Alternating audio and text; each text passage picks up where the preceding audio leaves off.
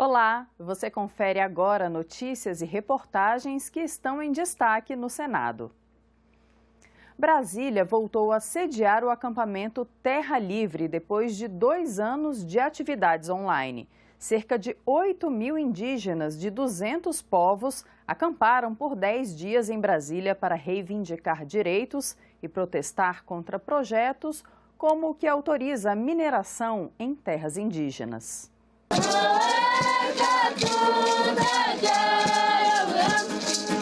Acampamento Terra Livre 18 anos. A maior assembleia de indígenas do mundo chega à maioridade, com cerca de 8.000 participantes, muita experiência e lutando ainda pelas mesmas coisas, pelo direito à terra e pelo fim da violência contra seus povos.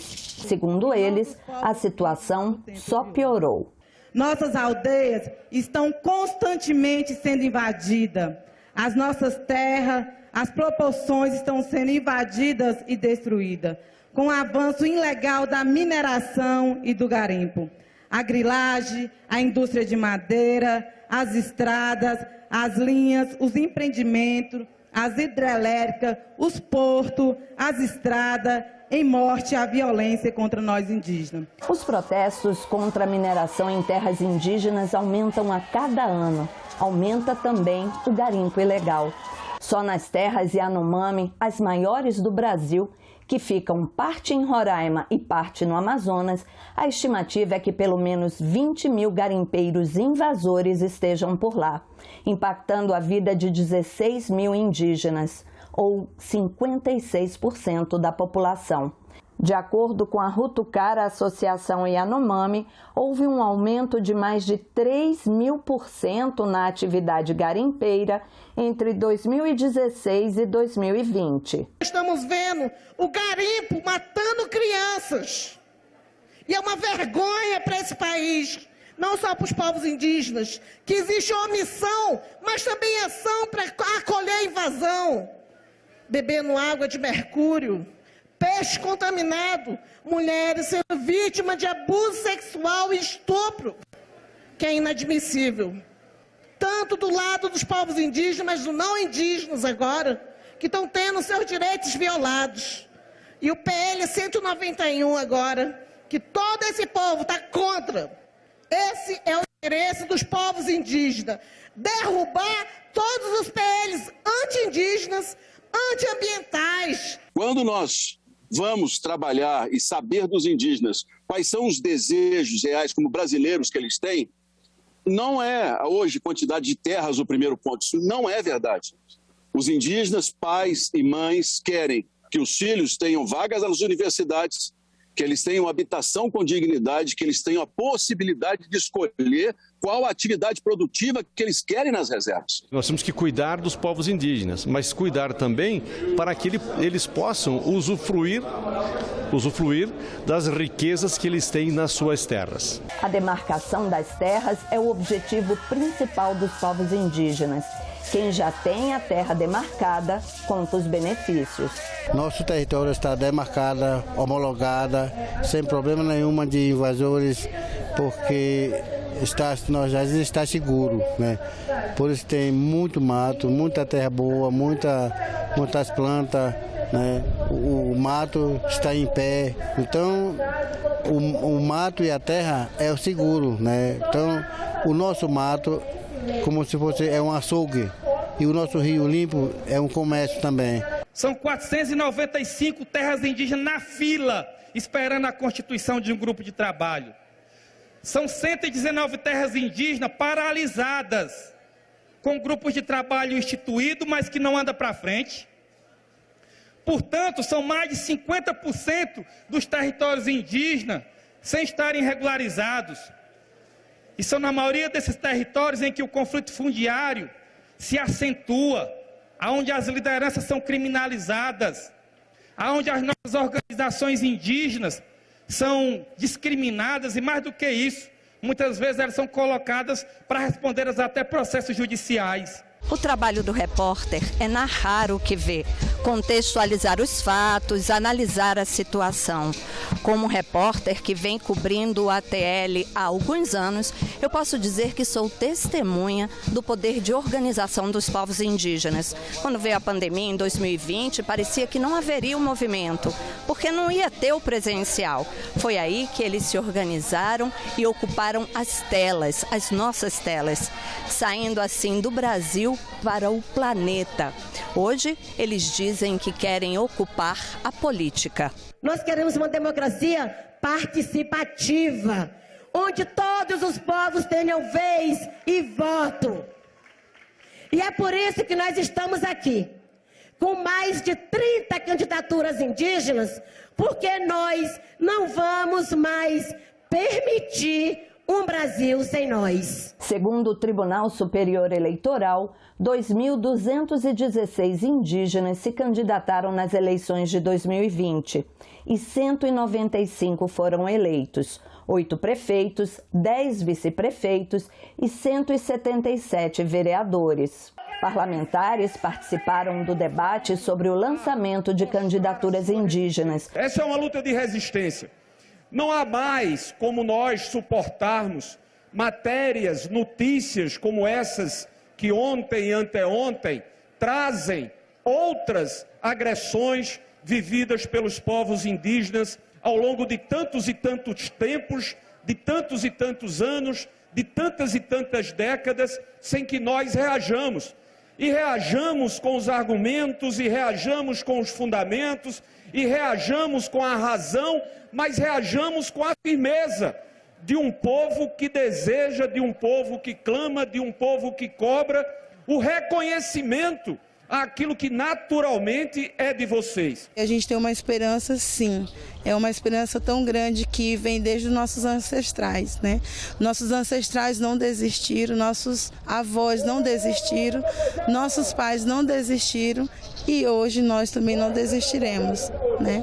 E estamos aí, e os nossos filhos também, se for para dar essa continuidade, também estarão aqui presentes para somar força, juntamente com todos nós.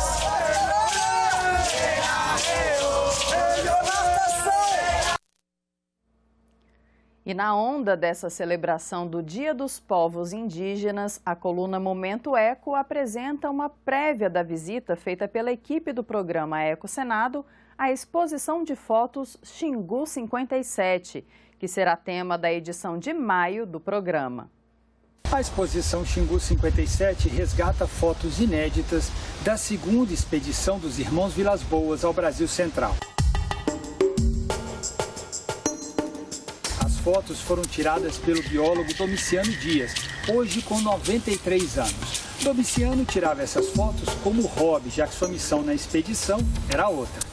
Tanto que esse material ficou guardado, esquecido, ao longo de muitos anos, até ser descoberto pelo neto do seu Domiciano, o Otto, que decidiu então recuperar todo esse acervo. Até meu avô se surpreendeu. Ele nunca tinha visto as fotos ampliadas. Meu avô foi estudar em Cornell nos anos 40, né? Saído diretamente da fazenda para os Estados Unidos, estudando biologia.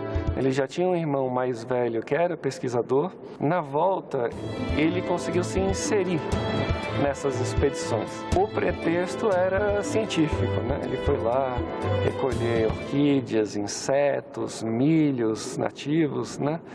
Mas eu acho que a verdade, no fundo, é que ele queria muito conhecer, né, esse Brasil que estava sendo descoberto. A expedição dos Irmãos Vilas Boas acabou motivando a criação do Parque Nacional do Xingu em 1961, a primeira terra indígena homologada no Brasil, ainda nos tempos do governo de Jânio Quadros. E nós tivemos o privilégio de percorrer a exposição na companhia do próprio autor das fotos, o seu Domiciano. Seu Domiciano, quando o senhor chegou lá no Xingu com os Irmãos Vilas Boas, a primeira vez, qual foi o impacto? O que o senhor encontrou lá? O impacto maior foi o silêncio. Não tinha apito de fábrica, não tinha buzina de carro, não tinha nada. Era um silêncio total.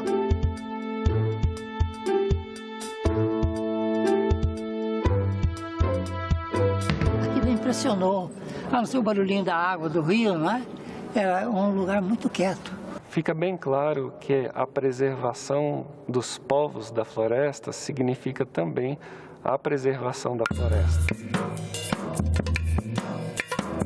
A íntegra dessa reportagem você vai ver na edição de maio do programa Ecocenado, que estreia no dia 7, às 9 da manhã. Lembrando também que a exposição Xingu 57 está aberta à visitação até o dia 22 de maio, no Museu Nacional da República, aqui em Brasília. A coluna Momento Eco de hoje fica por aqui. Tchau! O presidente da Comissão de Direitos Humanos, senador Humberto Costa, pediu ao Superior Tribunal Militar acesso aos áudios de reuniões daquela corte nas décadas de 1970 e 1980, que confirmariam a prática de tortura durante a ditadura militar. Essa denúncia é particularmente relevante porque ela reforça, confirma áudios daquela época, mostram que era do conhecimento dos ministros do Superior Tribunal Militar a existência dessas torturas e também o fato de que pouco foi feito para evitá-las.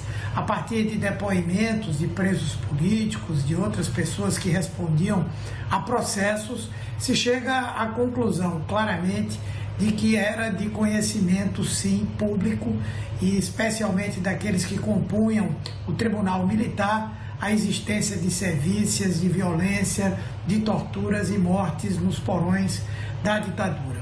Por essa razão, eu estou requerendo que a Comissão de Direitos Humanos tenha acesso a esses áudios, que nós possamos fazer uma análise do seu conteúdo e, ao mesmo tempo, convidar o professor Carlos Fico, que tem feito essa análise já há alguns anos, para que ele possa participar de uma audiência pública da Comissão de Direitos Humanos, onde ele possa exatamente falar um pouco dessa experiência e trazer para nós os fatos que estão ali contidos. O ano que vem será o 4º consecutivo sem aumento real do salário mínimo. É o que prevê a Lei de Diretrizes Orçamentárias, a LDO. O projeto elaborado pelo governo já chegou ao Congresso. A Lei de Diretrizes Orçamentárias define metas e prioridades do governo, diretrizes da política fiscal e orienta deputados e senadores na elaboração, todos os anos, do orçamento da União. O texto encaminhado pelo governo prevê um salário mínimo de R$ 1.294 em 2023. O aumento de 6,7% em relação ao valor atual deverá repor apenas o INPC, Índice Nacional de Preços ao Consumidor, ou seja, a inflação projetada para este ano. O que é importante salientar é que desde que acabou a vigência da Lei 13.152 de 2015, você não tem mais obrigatoriedade de aumento real do salário mínimo a partir do exercício de 2020. Né? Então, o que se espera, o que se estima, é uma recomposição do poder de compra do piso salarial nacional, mas não um aumento real. Mesmo sem reajuste real do salário mínimo, a previsão é de mais um ano com as contas públicas no vermelho. O déficit primário previsto pelo governo para 2023 é de cerca de 66 bilhões de reais. A equipe econômica estima que as receitas só superem as despesas, gerando superávit primário em 2025, quando deverá registrar saldo positivo de 33,7 bilhões. A proposta projeta para 2023 inflação de 3,3%. Em relação ao PIB, que é a soma de todas as riquezas produzidas pelo país, o governo espera um crescimento de 2,5%. O projeto também lista as prioridades que devem ser adotadas na elaboração do orçamento de 2023. Entre elas estão ações ligadas à agenda da primeira infância, à geração de emprego e renda, à segurança hídrica e ao programa Casa Verde Amarela. A proposta também traz a previsão de reajuste e reestruturação de carreiras de funcionários públicos no ano que vem. Em entrevista coletiva, o secretário especial de Tesouro e Orçamento do Ministério da Economia disse que ainda não dá para dizer como será o eventual reajuste. Nós incluímos na nossa estimativa de despesa de pessoal uma reserva de 11,7 bilhões para o próximo ano. Agora, o texto do Executivo terá que ser debatido na Comissão Mista de Orçamento, que ainda não foi instalada. Há uma alternância entre deputados e senadores na escolha do presidente da CMO e do relator da proposta. Desta vez, a função de relator caberá a um senador, que também ainda não foi escolhido. Pelas regras, a LDO deverá ser votada pelo Congresso até o dia 17 de julho de cada ano. Não acho exagero imaginar que o cenário desse ano seja o mesmo do ano passado. No ano passado, a CMO só foi instalada em 7 de julho, portanto, sem tempo para tramitação da LDO no primeiro semestre. E no segundo semestre, como é período pré-eleitoral, a atividade legislativa ela costuma se concentrar em poucas datas ao longo do mês, né? E a LDO vamos dizer assim, vai disputar espaço com outras pautas. Então, é muito provável que a LDO seja remetida, ou a aprovação, a tramitação da LDO seja remetida para o final do ano junto com o orçamento. O aumento dos juros e a inflação em alta, somados aos efeitos da guerra na Ucrânia, tornam incerto o cenário de crescimento do Brasil este ano. É o que avalia o relatório de acompanhamento fiscal de abril da Instituição Fiscal Independente do Senado, a IFE. A sinalização dos indicadores é de que a economia no país começa a retomar os níveis de antes da pandemia. Mas a previsão de crescimento do PIB para este ano ainda é modesta, em torno de 0,5%. A inflação, que já vinha em alta, deve continuar subindo, assim como os juros. Os preços da energia e dos alimentos sofrem os reflexos da guerra na Ucrânia, o que pressiona ainda mais a inflação.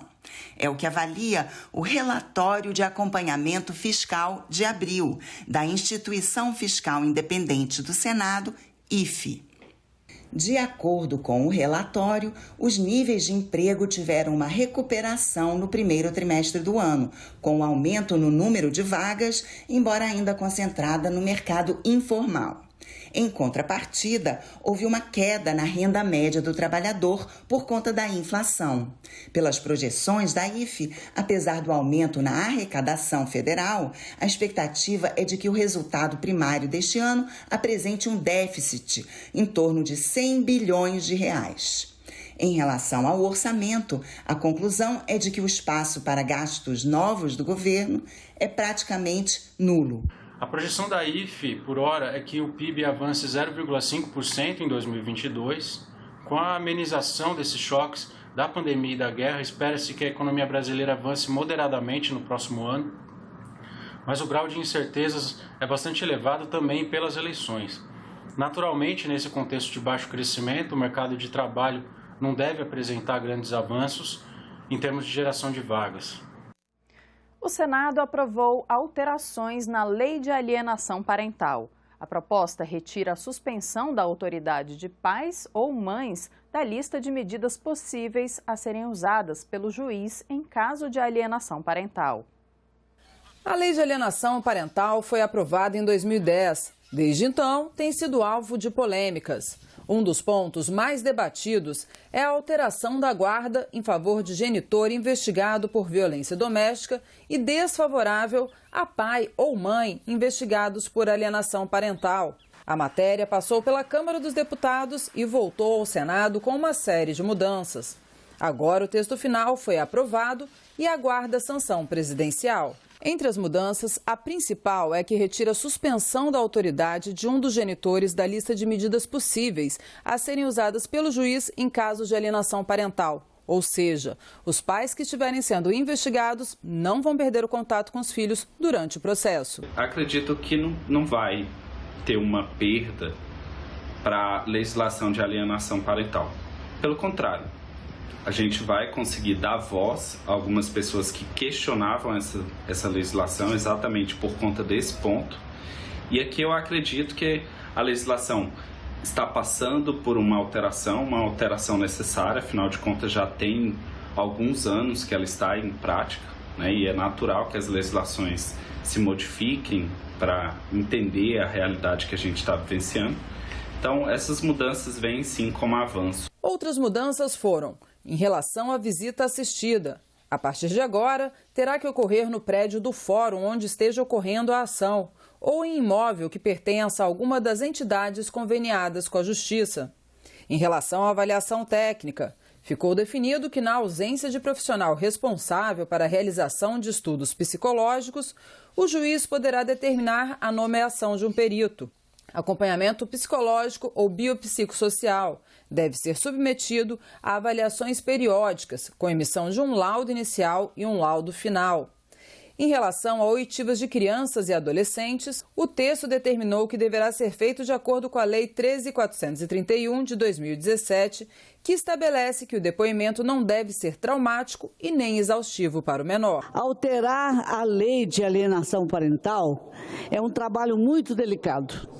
É compreensível que logo atrai a atenção de muita gente, e não simplesmente juristas, mas que seja objeto de debate de segmentos da sociedade, e é compreensível, sobretudo, de grupos da sociedade organizada que mais diretamente se sintam interessados nos modos como se organiza e se regem as famílias brasileiras. A relatora da proposta foi a senadora Rose de Freitas. Um dos itens retirados do texto da Câmara dos Deputados pela parlamentar foi o artigo que proibiu o juiz de conceder guarda ou guarda compartilhada a pai ou a mãe investigados ou processados pela prática de crime contra criança ou adolescente ou de violência doméstica. A alienação parental acontece quando um dos genitores tenta influenciar negativamente a criança em relação ao pai ou à mãe. A alienação parental é uma das formas de agressão aos filhos, utilizada por um dos genitores para atacar o outro. É uma agressão psicológica que quase que irreversível, caso ela não tenha um amparo por um profissional adequado, pois isso traz prejuízos da ordem cognitiva e social, dentre outras. Há 200 anos, o Brasil ainda fazia parte do Reino Unido de Portugal, mas os eventos que levariam à independência já estavam em curso. Neste primeiro episódio da série especial sobre o bicentenário da independência do Brasil, a TV Senado vai contar um pouco dessa história.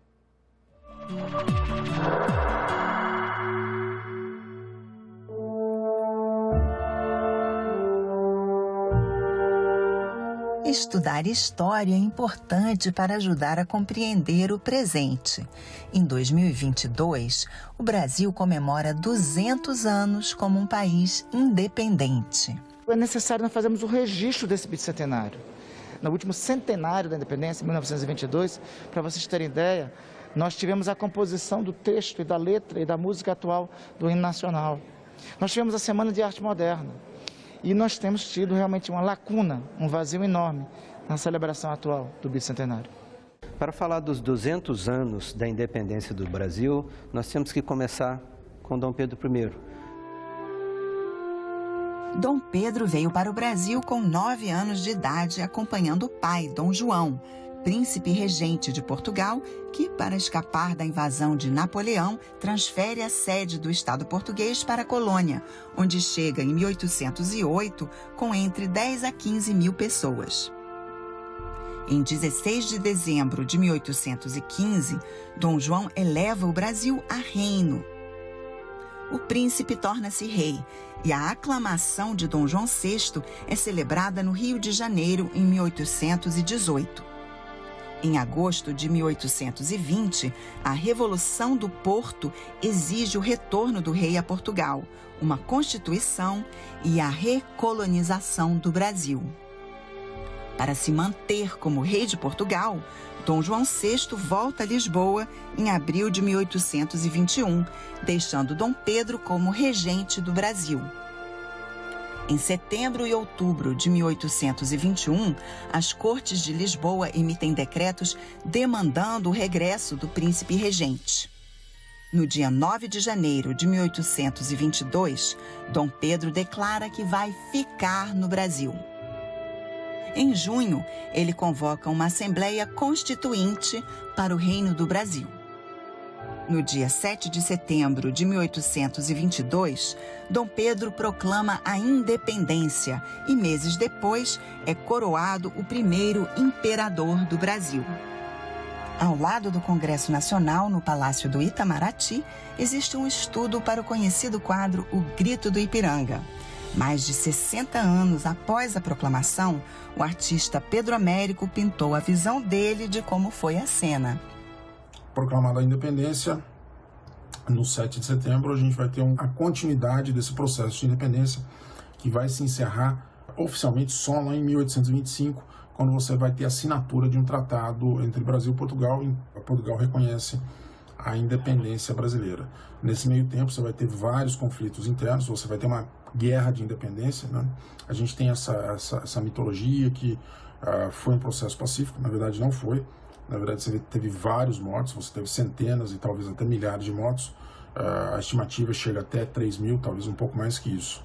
Você teve batalhas sangrentas, como a Batalha do Pirajá, ali na Bahia, ou então a Batalha do Genipapo, no Piauí.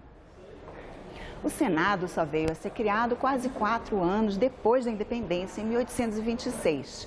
Hoje nós temos aqui em Brasília um pouco no mobiliário do primeiro plenário, que nós carinhosamente chamamos de plenarinho. Então, na época do Império, esse era o mobiliário que os parlamentares faziam seus discursos.